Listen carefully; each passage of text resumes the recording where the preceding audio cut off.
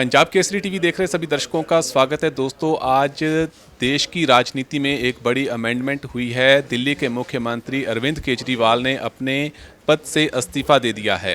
तो बात करेंगे। लोकसभा सांसद गुरमीत मीत हेयर हमारे साथ मौजूद हैं। स्वागत करते हैं सर। स्वागत है। हाँ जी, धन्यवाद जी। गुरमीत जी, कैसे देखते हैं, क्योंकि जो चर्चा है मीडिया में हो रही है वो यही कहा जा रहा है कि एक तीर से कई निशाने लगाने की कोशिश की गई है अरविंद केजरीवाल की तरफ से, आप कैसे देखते हैं? देखिए, अरविंद केजरीवाल जी ने बेसिकली जो आम आदमी पार्टी की अरविंद केजरीवाल जी की सबसे बड़ी क्रेडिबिलिटी थी वो ईमानदारी थी, और उस छवि को बीजेपी ने ख़राब करने की कोशिश की। क्योंकि पिछले 3 विधानसभा इलेक्शन में बीजेपी ने देखा कि हम मशीनरी से, हम पैसे से, हम लोगों से अरविंद केजरीवाल को, आम आदमी पार्टी को हरा नहीं पा रहे। इसलिए उन्होंने जो सबसे बड़ी क्रेडिबिलिटी थी, क्योंकि उनका भी थिंक टैंक है, उन्होंने कहा कि आप अरविंद को ऐसे नहीं हरा पाओगे, आप उसकी जो छवि है ईमानदारी वाली उसको डैमेज करने की कोशिश करो। और झूठे मूठे केस डाले गए, और केस भी उन लोगों के कहने पर। एक आदमी रेड्डी जो 6 महीने तक जेल में था, उसने किसी स्टेटमेंट में अरविंद जी का नाम नहीं लिया। उसके बाद बीजेपी 60 करोड़ रुपया उससे फंड भी लेती है, और उसके बाद वो अरविंद जी का नाम लेता है अपने लास्ट में, और उसके बाद उसको बेल भी मिल जाती है। वो सारा केस मतलब कि लोगों को भी दिखता है कि पॉलिटिकली मोटिवेटेड था। और माननीय अदालत ने भी अपनी जजमेंट में कहा कि सीबीआई बीजेपी का पिंजरे का तोता बनकर काम वो कर रही है, और मतलब कि पब्लिक डोमेन में है कि किस तरह अरविंद जी की छवि को ख़राब करने की कोशिश की। और इसलिए अरविंद जी ने ये कहा, रिज़ाइन किया कि ठीक है, मुझे एक टेम्परेरी एक सर्टिफिकेट कोर्ट ने भी दे दिया, लेकिन पूरी ट्रायल चल के कंप्लीट क्लीयरेंस मिलने में अभी 10-12 साल लग जाएं। हो सकता है कोई भी ट्रायल नहीं शुरू हुई 20 साल ही लग जाए।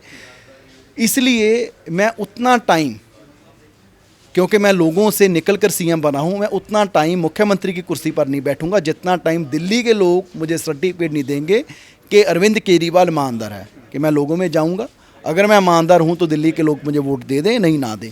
और मुझे उम्मीद है कि जितना बड़ा मैंडेट पिछली बार आम आदमी पार्टी को मिला था, उससे बड़ा मैंडेट इस बार आम आदमी पार्टी को मिलेगा। मीत जी, आप कैसे देखते हैं, जो आतिशी हैं वही सीएम के लिए उनको आगे लाया गया, क्या पसंदीदा हैं या काबिलियत के आधार पे है? देखिए, आतिशी जी जो मतलब कि क्राइटेरिया एक आम आदमी पार्टी के सीएम के लिए चाहिए, मुझे लगता है कि उसमें बिल्कुल फिट बैठती हैं। पार्टी में पुरानी हैं, मेहनती हैं, क्रेडिबल फेस हैं, और अच्छे से शिक्षा के जो मंत्री उनको बनाया गया तो उसको भी उन्होंने चलाया। और मुझे लगता है कि सारे विधायक दल की मीटिंग ने डिसाइड भी किया, और मुझसे पूछे तो शायद सबसे फिट चेहरा सीएम के लिए वही था।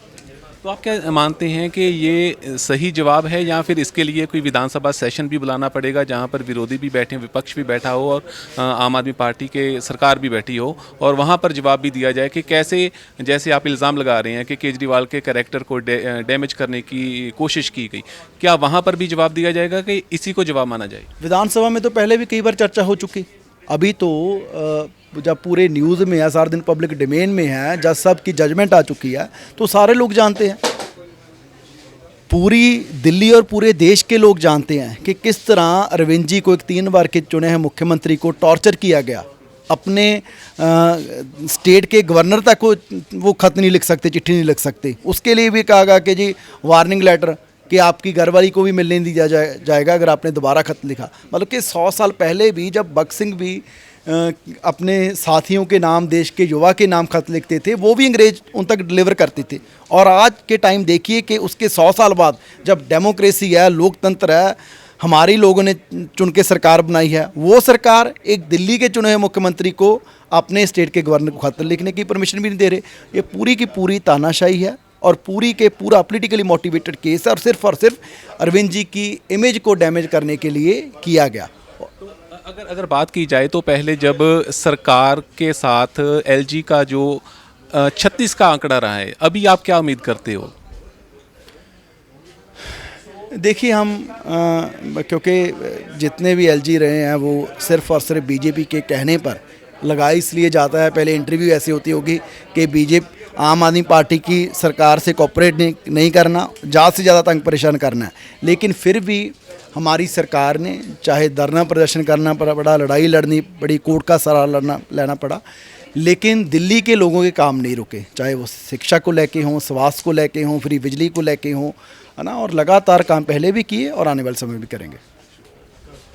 सो बातचीत हुई है। लोकसभा सांसद गुरमीत मीत हेयर ने अपने जो इंटरव्यू है उसमें साफ कंक्लूड किया कि चाहे 36 का आंकड़ा राज्यपाल से जो एलजी है वहाँ के उनके साथ रहा हो सरकार का, लेकिन जो काम है, जो जनता के काम है वो पहल के आधार पर किए जाएंगे और उनके लिए अगर धरने प्रदर्शन भी करने की ज़रूरत पड़ी तो वो भी करेंगे। आप बने रहें पंजाब केसरी के साथ। मेरे साथ कैमरा पर्सन आकाश कुमार।